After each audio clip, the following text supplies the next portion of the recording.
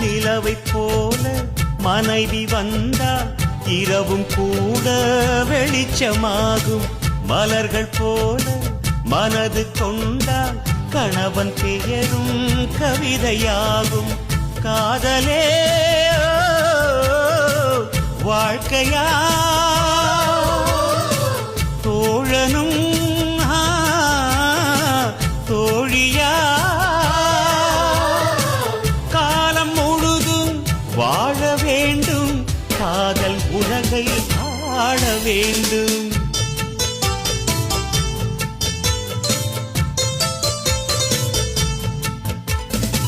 வாழ்க பல்லாண்டு கல்யாண வாழ்க்கை